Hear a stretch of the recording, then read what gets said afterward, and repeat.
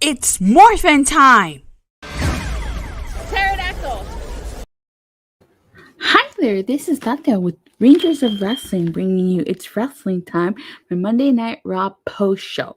Alright, so Monday Night Raw opened up with a backstage segment with Bianca Belair saying that she admitted she wasn't ready to face Becky Lynch at SummerSlam, that she was preparing to face Sasha, and then Carmella was the last minute substitute, and then Becky Lynch just appeared. So she wasn't ready.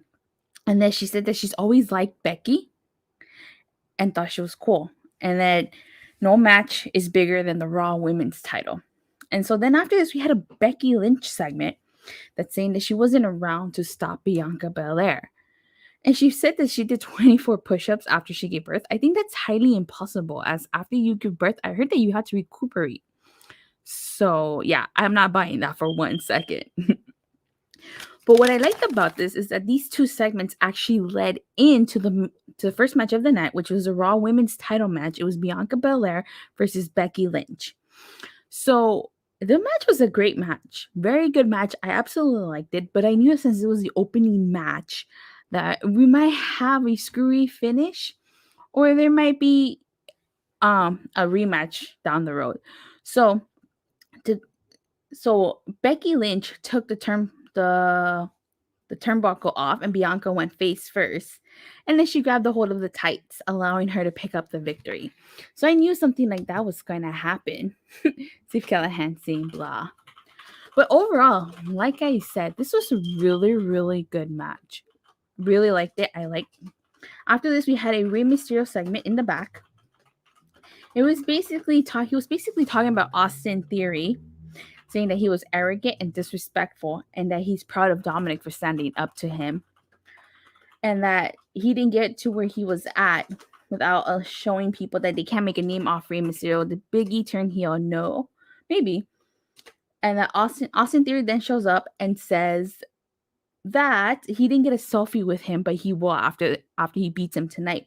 So again, what I liked about this segment is that it wasn't a pointless segment. It actually led into the match. It was Austin Theory versus Rey Mysterio. I thought this match was decent, but of course it ends in, we had a DQ finish. Austin Theory won by DQ, but that's because he attacked Dominic. And what did Dominic ended up doing? He ended up slapping Theory as Rey Mysterio went for the 619, which allowed the ref saw. So this called for a DQ, which I have to say, I give some credit for the fact that they actually acknowledged this and didn't let it slide. So, a decent match. I didn't like the finish, but it made sense. Oh my god. The one thing I did not like about this Raw was this next segment. It started off as a Seth Rollins segment, which turned into a Big E segment, which turned into a Kevin Owens segment. This segment was a really, really long segment. It was probably what brought Raw down, I have to say. It was a super, super, super long segment, but the gist of this is that Big E wanted to face Seth Rollins tonight. But of course, Seth Rollins, being the heel that he is, refused and said that he was going to fight Big E on his terms. So then Kevin Owens interjected himself and said that he wanted to face Big E. So Big E accepted Kevin Owens' challenge for a match tonight on Raw, which closed the show.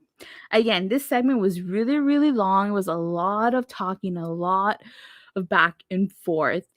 I didn't like this segment, but I get the point of the segment. It was supposed to establish Kevin Owens versus Big E. It was a pretty Michael 101591 saying it was a pretty decent segment. I like the back and forth between Seth and Big E.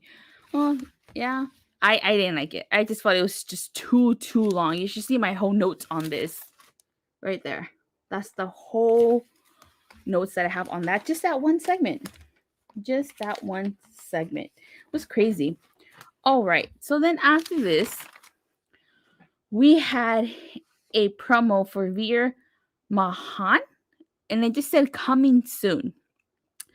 So, but you know how this goes. I feel like they're gonna build him as a monster, And then after that, he'll have like a bit of a dominant run, and then he'll just turn into a job. But that's just my prediction. I don't know. What do you guys think is gonna happen to Veer Mahan? Do you guys think he's gonna have a pretty successful run? Do you guys think it's gonna be a mistake splitting him up from Jinder Mahal? Or should he have stayed with Jinder Mahal? Michael 101-591 saying Veer is not going anywhere. Is not going anywhere on Raw. That is so true. He is not, honestly. So after this, they showed us a backstage segment that took place earlier in the night, and it was a segment with Queen Zelina and Carmella and Rhea, Ripley, and Nikki ASH. And it was basically to set up their match. I didn't like the little promo because they were acting like high school mean girls. So I had to say this match was okay, wasn't the highlight of Raw, but I have to say at least they gave the ladies some time for this. Of course, Queen Zelina and Carmella ended up victorious, but aside from that, what was the whole point of this match? I don't know. Steve Callahan saying KO going to Raw. I mean, KO going to AEW. Yeah, probably. Let me see. That Michael 101-591 saying that match was the only horrible match of the night. Yeah, it definitely was. So then after this, I'll get another backstage segment. It was the Alpha Academy and Big E saying, with Chad Gable telling Big E that he doesn't have what it takes to be the face of Raw. And that he graduated from Full Sail with a master's and a 4.0 GPA, and he was a valedictorian. And hey, if that's legit, congrats to Chad Gable. If it's not, well, then I wouldn't be surprised. And that he said he was gonna he's gonna face Finn Balor, and he's gonna turn a prince into a peasant. So this actually, like I said, another backstage segment that led into a match. It was Finn Balor versus Chad Gable. I actually liked this match. This was a good match. Of course, Finn Balor ended up victorious, and I think this is the first time we're getting this match. We're getting Finn Balor versus Chad Gable. I don't think we've had this match before, have we? Correct me if I'm wrong. I don't think we have. So that's that. After this match, again, there's so many backstage segments on tonight's Raw, honestly. We had the Dirty Dawgz and a Matt Riddle segment. Basically, the Dirty Dawgz telling Riddle that they were looking for him, and that Riddle says he's a huge fan of the Dawgz. And Ziggler says Riddle that he should pay attention to what they're going to do to Street Profits.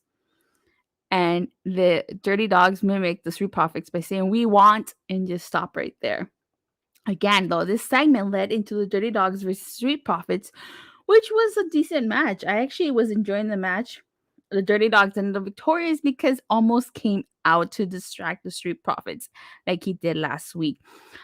Normally I would say that this was unnecessary, but he did it last week and he did it this week. So I'm assuming this is going to lead to the AJ Styles and Almost versus the Street Profits. So I'm okay with this interference because it's leading to something. Normally I wouldn't, though. Again, another backstage segment is Damien Priest. And he says that T-Bar is a hell of a competitor. And he thought highly of him until he hit him with a chair in the face. Yes, that happened last week. This led to the no DQ match with Damien Priest versus T-Bar. And for a second there, I have to say, I didn't think they were going to use any weapons in this match. Because you know how WWE is. They like to give stipulations and sometimes not use it. Extreme Rule says, hello. Don't torture yourself, simple. Well, again, this was another great match. One of the moments that I liked was Priest choke slamming T-Bar through the table. That was an epic moment. Well, at least I thought it was cool. And also T-Bar hitting Damien Priest with the kendo stick. So after the match, Apollo Crews comes out with Commander Z and says that it was a good match. So I agree with him. And that he wants to breathe new life to Raw. And that Priest will have the privilege and honor of losing the U.S. title to him. So Priest versus Apollo Crews seems like it's coming, which I have to say, it's going to be might be an interesting feud. We haven't had that feud. So I'm actually looking forward to it. Looking forward to it and see how they built to it. How they built to that match. So this is just the start of it. So really good. So Becky Lynch has another backstage segment saying that she only used what was available to her and that people are fickle, and saying that they were booing her and that she has to do whatever it takes to become champion. And she says whoever steps up to her, and who steps up to her? Liv Morgan. Liv Morgan ends up stepping up to Becky Lynch. And this is not a dig at Liv Morgan. I just don't think she's a viable contender to face Becky Lynch. And even if she is, she's definitely gonna lose. She's losing it. If she's the next person feuding, she's losing that. So before we get to the main event, we had a Kevin Owens and Seth Rollins segment. Basically, Rollins telling Kevin that just because they don't like each other doesn't mean they can't do business with each other. And that he says that he's going to help Kevin Owens win his match, and tells him that when he defeats Big E, Kevin Owens is going to be the first one to have a title shot. But Kevin Owens tells him that he better not insert himself into the match. And that Rollins tells Kevin to do his thing, which is just to keep fighting, and that he'll keep winning. Ooh. So, of course, this leads into Big E versus Kevin Owens. Again, I thought this was a really good match. I liked this main event. It was actually a pretty good main event until Seth Rollins came out, of course. One spot that I liked was Big E landing on the apron. So Seth Rollins ends up getting involved. And actually, he tried to help Kevin Owens, but ended up costing Kevin Owens his match. So Big E ends up winning this. And then Owens just tells him that he doesn't know. He had no idea what happened. And he calls Seth Rollins a stupid son of a bitch. And challenges Rollins to a match next week. And Kevin Owens tries to apologize to Big E, but attacks him with a big ending. So I have to say, overall, tonight's Raw was actually pretty decent. I'd give it a 3 out of 5 and a 6 out of 10. One of the things that I really, really liked about tonight's Raw is that all the backstage segments were not irrelevant or unnecessary. They actually led into the matches, which usually the backstage segments are completely pointless, or one segment happens first and then another segment that has to do with the aftermath of the match happens, and they're just totally pointless. But this segment actually flowed. Like, I like that. I like the Steve Callahan saying, "Glad you enjoyed it." Michael 101591 scene was a decent main event, and it's setting up for Owens to turn heel. I definitely agree with you, Michael. I kind of thought that Kevin Owens was going to be the one to attack Big E, not the other way around. But I can definitely see Kevin Owens turning heel. Michael 101591 saying 3 out of 5, 5 out of 10. Definitely agree with you, except I give it a 6. So Raw actually debuted white ropes tonight, a white logo and white writing, which is why I changed the style of my thumbnail and this little thing. So, but like I said, it was actually a decent show. It wasn't too bad. Weakest point was, in my opinion, the women's match in that long segment with Seth Rollins, Big E, and Kevin Owens. But needless to say, it was a good Raw. Surprise, surprise. That usually doesn't happen. And I asked people what their thoughts of Raw were, and I had one comment. Let me pull it up really quick. Comment by Soul to Soul saying, eh. So I'm assuming didn't like Monday Night Raw, which is okay. Everyone's entitled to their opinion. But, so thank you guys all so much for watching and for supporting me this entire time. I've trying to revamp my review show and make it a post show and actually talk about not just Raw, but of any other things, like my thoughts and opinions. So, and maybe I might read your comments on the air if you respond to my post on Twitter. So, if you like Power Rangers, I also cover Power Rangers, hence why my channel is called Rangers of Wrestling. I do have a Power Rangers podcast called A Legacy of Power, where I talk about random topics in Power Rangers. And going forward, I'm going to be doing these post shows entitled It's Wrestling Time, which is a play on It's Morphin Time by Power Rangers. So again, thank you guys all so much for watching. Please don't forget to like and subscribe, and make sure you hit that bell so you get notified whenever I go live or release a video. Have a great night, and may the power protect each and every one of you. Bye.